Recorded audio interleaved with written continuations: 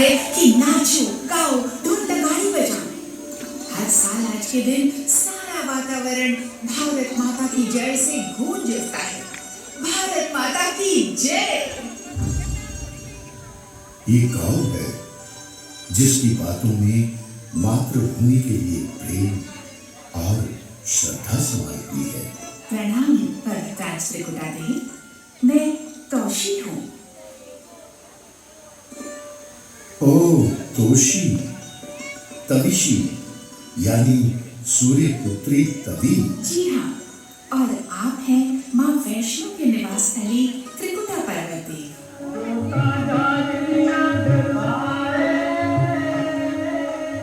हाँ सूर्य पुत्री, मैं बड़ा ही भाग्यशाली हूँ कि माँ ने मुझ जैसे तुच्छ पर्वत को अपने चरणों से पवित्र किया और महान बना दिया। तुम भी तो जम्मू में माँ काली के चरण स्पर्श करती हो। सच तो ये है कि सदियों पुरानी हमारी भारत भूमि अनेक देवी देवताओं और महान आत्माओं की चरण स्थली है। हमारा ये भारत आध्यात्मिकता और ज्ञान का केंद्र रहा है। सभ्यता और शालीनता का प्रतीक भारत प्राकृतिक सौंदर्य और संपदा से भी परिपूर्ण देश है। यहाँ की प्राकृतिक सुंदरता और संपदा मानवता के विरोधी विदेशी शासकों की आंखों में कांटे की तरह चुभने लगी और फिर भारत को गुलाम बनाने की कोशिशें शुरू हो गई।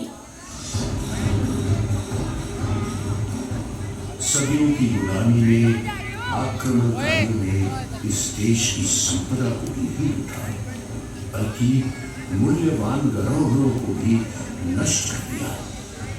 सदियों तक गुलामी का दंश झेलते भारतवासियों के दिल में स्वतंत्रता की अग्नि प्रज्वलित हो उठी।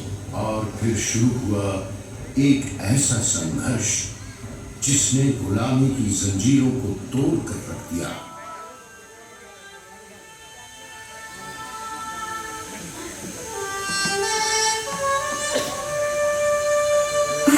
आप तो जानते हैं कि मैं कालीकुंड ग्लेशियर से निकलकर उधमपुर और जम्मू से होती हुई चिनाब में समा जाती हूँ।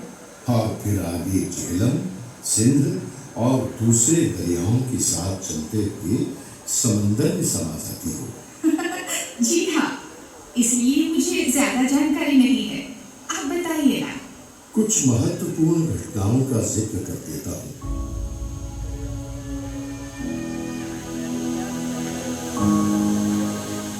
गणतंत्र बनने तक का सारा सफर दरअसल स्वतंत्रता आंदोलन पर ही आधारित है।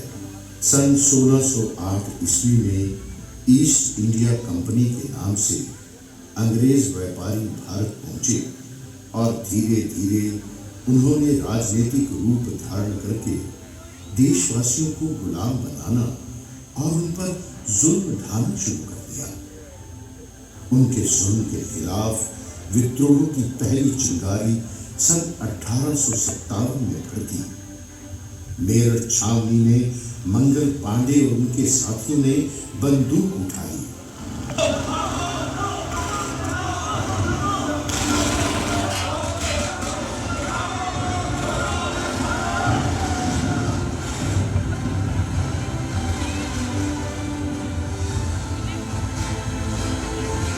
संगठित न होने के कारण और तय समय से पहले ही विद्रोह किए जाने की वजह से सब कुछ बिखर गया।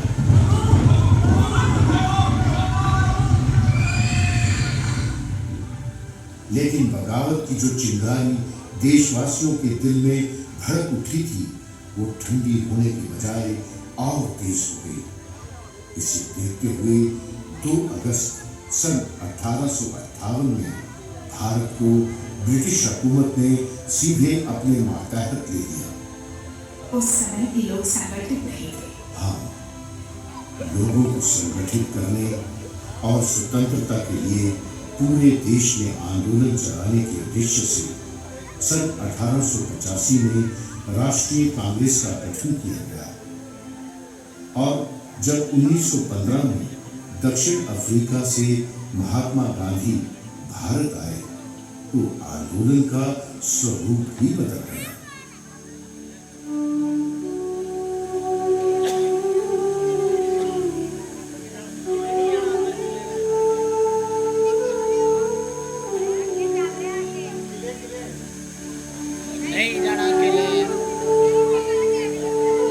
हमें अपने लक्ष्य की प्राप्ति के लिए अहिंसा का मार्ग अपनाना होगा। तभी आया वो काला दिन जब जुल्म भी शर्मसार हो गया। 13 अप्रैल सन 1919 बैसाखी का दिन खुशी के बजाय अपने साथ मातम लेकर आया। जलियांवाला बाग में विरोध प्रदर्शन जारी था।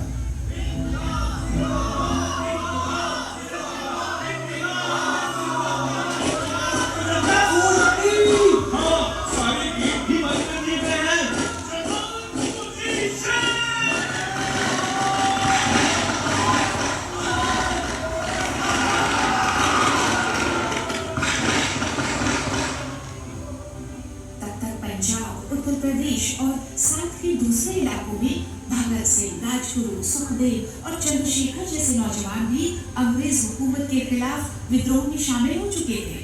ये सभी क्रांतिकारी नौजवान अक्सर लाहौर में रहा करते। इन्हीं नौजवानों में एक था गुर्जर प्रदेश का सपूत धनवंतरी महर। मैंने भी उनका नाम सुना है। जम्मू के कालीजंगी मोहल्ले के रहने वाले धनवंतरी जी अपने पिता कर्नल दुर्गादत्त मणि जी के तीसरे और सबसे छोटे बेटे थे। लाहौर में वैद्यगिरी की शिक्षा हासिल करते समय डीएवी कॉलेज में उनकी मुलाकात भगत सिंह, चंद्रशेखर और दूसरे क्रांतिकारियों से हुई। मैंने सुना है कि सैंडर्स को मारने की योजना में वो भी शामिल थे। धनवंतरी, सैंडर्स को मारने की योजना में तुमने बड़ी मेरी और सूझबूझ से हमारा साथ निभाया है। सिंह जी, पता नहीं क्यों अंग्रेजों को देखकर मेरी आंखों में खून उतर आता है।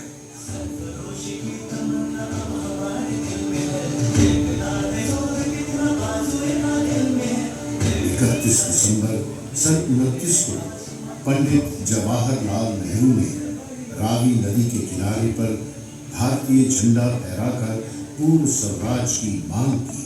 26 जनवरी 1930 को इस प्रस्ताव की सार्वजनिक घोषणा की गई और उस दिन देशवासियों ने जगह जगह तिरंगा फहराकर इनकलाब जिंदाबाद के नारे लगाते हुए इस घोषणा का जश्न मनाया।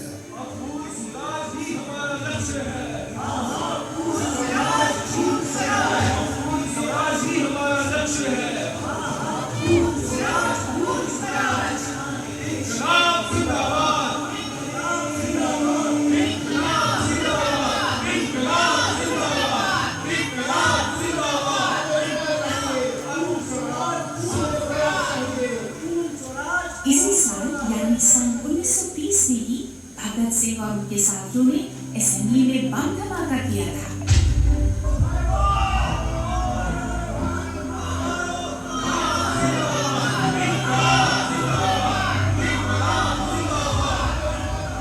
भगत सिंह और उनके बहुत से साथी गिरफ्तार कर लिए गए और मुकदमा चला।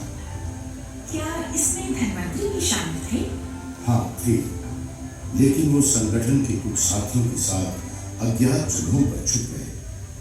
मगर नवंबर महीने उन्हें चांदनी चौक से गिरफ्तार करके जेल भेज दिया गया। उसी दौरान 23 मार्च सन 1931 को शाम 7:30 बजे यानी अपने समय से 12 घंटे पहले ही भगत सिंह, राजगुरु और सुखदेव को लाहौर जेल में फांसी दे दी गई।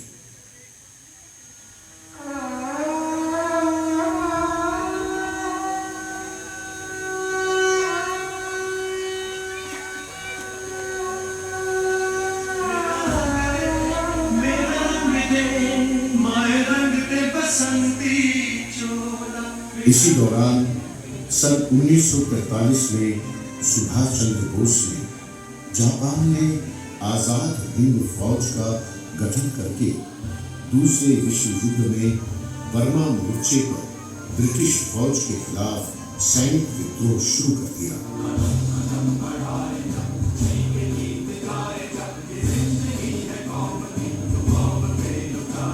तुम मुझे खून दो, मैं तुम्हें आजादी दूंगा।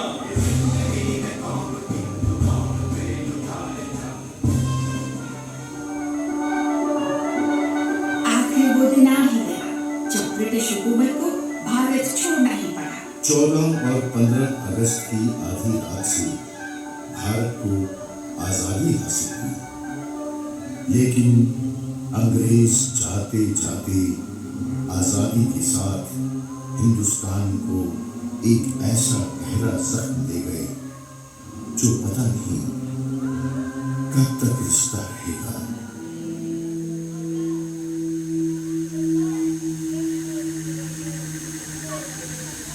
आजादी का वो खुशी का दिन अपने साथ देश का बंटवारा भी ले आया, लेकिन जम्मू कश्मीर की किस्मत में अभी और दुख, दर्द व तकलीफें झेलना लिखा था। 21 अक्टूबर सन 1947 को पाकिस्तान फौज की मदद से कबायलियों ने कश्मीर पर हमला बोल दिया और कत्ल-ओ-गारत करते हुए उन्होंने लूट-मार मचा दी। महाराजा हरि सिंह की फौज इस अचानक हमले के लिए तैयार नहीं थी और फिर बहुत से सैनिकों ने गद्दारी कर दी। महाराजा हरि सिंह जी ने सेना कमांडर ब्रिगेडियर राजेंद्र सिंह जी को हुक्म दिया कि वो अपने सैनिक ले जाकर खून की आखिरी बूंद तक रियासत की हिफाजत करें।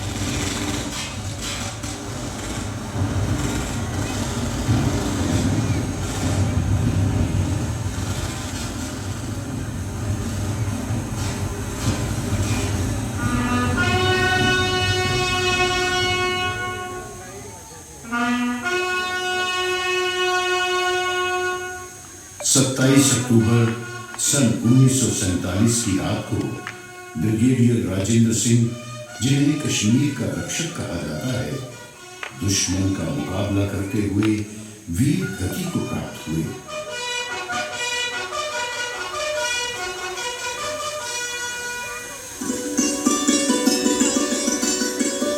आजादी के बाद भारत ने अपना संविधान बनाने के लिए 14 अगस्त सन 1947 को संविधान सभा का पुनर्गठन किया। इस प्रकार संविधान बनाने की प्रक्रिया शुरू हुई। भारत के संविधान में सभी नागरिकों को स्वतंत्रता, समानता और जीवन के अधिकार से कई मौलिक अधिकार दिए गए हैं। इस तरह 26 जनवरी सन 1950 को दुनिया के नक्शे पर भारत एक स्वतंत्र और अखंड गणराज्य के रूप में उभरा। गणतंत्र दिवस वास्तव में हमें अपने संविधान के प्रति समर्पित होने का अवसर प्राप्त करवाता है। सच तो ये है कि डॉक्टर अंबेडकर द्वारा देश के समस्त नागरिकों को मान सम्मान से जीने और अपने घरेलू, सामाजिक, धार्मिक तथा व्यवसायिक दायित्व निभाने का संवैधानिक अधिकार दिया गया है।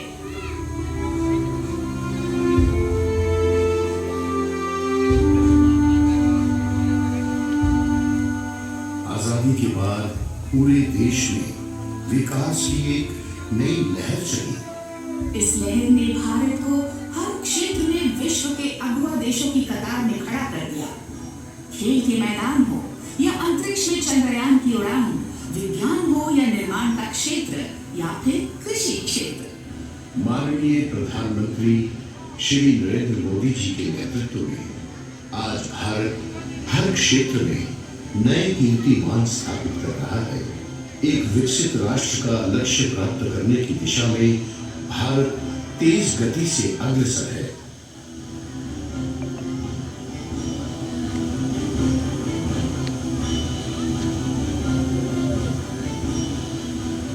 अब इसमें कोई संदेह नहीं कि श्री नरेंद्र मोदी जी के मार्गदर्शन में 5 ट्रिलियन की अर्थव्यवस्था वाला भारत देश जल्द ही विश्व गुरु के अपने प्राचीन गौरव को भी फिर से प्राप्त कर लेगा।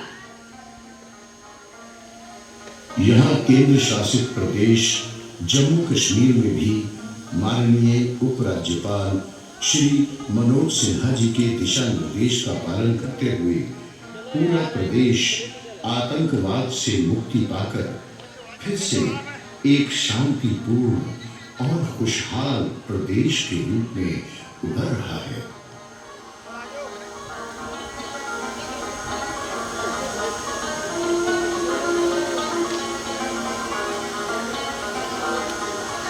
केंद्र शासित प्रदेश जम्मू कश्मीर में पर्यटकों की निरंतर बढ़ती संख्या और विकास योजनाओं में हो रहा भारी निवेश इस बात को प्रमाणित करता है। यही है उस संघर्ष की सफलता की कहानी। जय हिंद, जय भारत, जय